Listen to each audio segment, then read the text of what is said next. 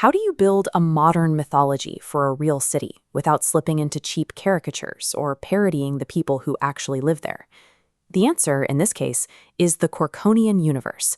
It's a strictly governed ecosystem of living statues designed exclusively for Cork, Ireland.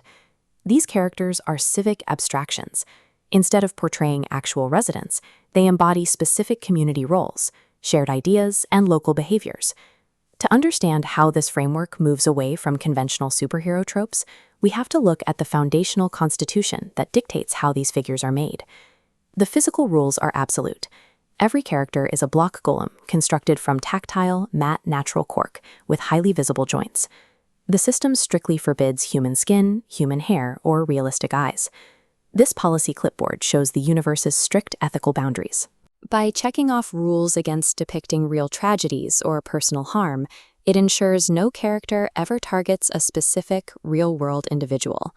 These constraints strip away the drama of personal conflict, forcing the universe to focus entirely on local values and shared civic experiences. By removing human identity from the equation, the Corkonian framework takes ordinary daily headlines and turns them into a structured, governed mythology. The anchor of this roster is Corkman. He serves as the central civic observer, maintaining a quiet, neutral stance in his deep blue suit, primary red cape, and bold circular crest. Alongside him is Corkwoman. She acts as the investigator of community impact, recognizable by her target emblem and her role as the champion of truth and compassion.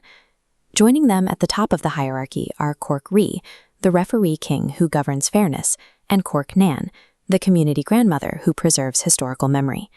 None of these core guardians fight crime in the traditional sense.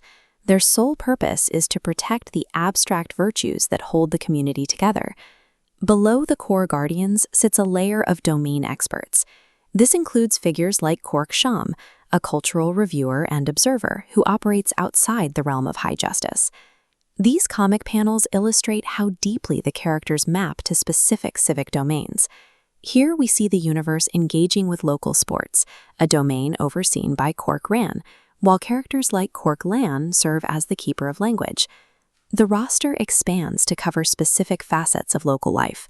Cork Tail manages hospitality, Cork Rhine protects equestrian traditions, and Cork Swam navigates maritime history. These figures are constantly placed within real-world locations, tying their specific functions directly to the city center's bridges, local harbors, and rural trails.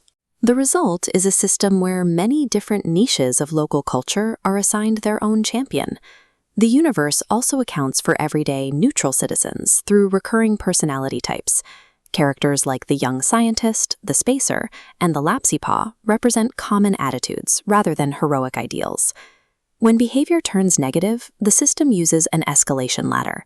It classifies actions down from a baseline Corkonian to a Gowl, a Dope, and a Langer. But hitting the final step generates a full anomaly, the emergence of the Scobe. These Scobe anomalies undergo a distinct visual shift.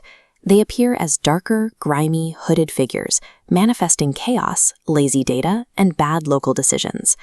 This Kiiid approach allows the universe to process stories about community disputes objectively, judging the behavior while maintaining a clear path for redemption. When you pull back, you see the scale of the roster created under these rules. This assembled group represents specific layers of the city's identity, from its maritime history to its local dialect.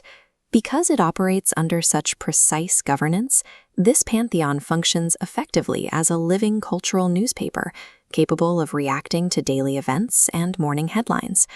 This stands in sharp contrast to standard, unrestrained generative outputs. The process here relies entirely on intentional world-building rather than a random algorithmic lottery.